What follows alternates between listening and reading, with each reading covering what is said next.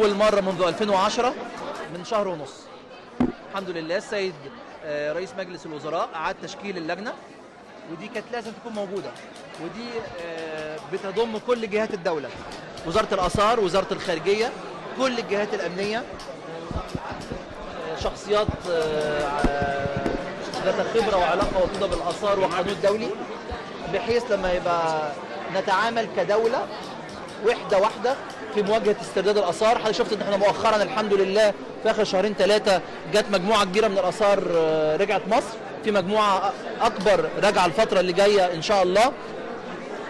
الطريق الأمثل عشان ما نستناش لما القطعة تتسرق ونبدأ نشتغل بالقطعة هو توثيق وتسجيل كل مخازن وآثار مصر. ونقول توثيق وتسجيل غير تسجيل بس، مش تسجيل ورقي، تسجيل وتوثيق رقمي، بحيث على الداتا بيز اقدر اعرف القطعه دي موجوده فين. تاني حاجه لازم القانون الدولي.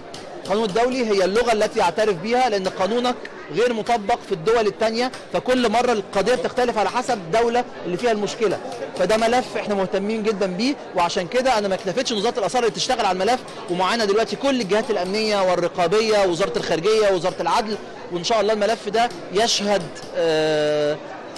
تقدم ملحوظ الفتره اللي جايه ان شاء الله باذن الله. احنا بنهتم بالمتحف المصري، حتى لو احنا شغالين على المتحف الكبير ومتحف الحضاره، الناس لازم تفهم المتحف المصري في تحرير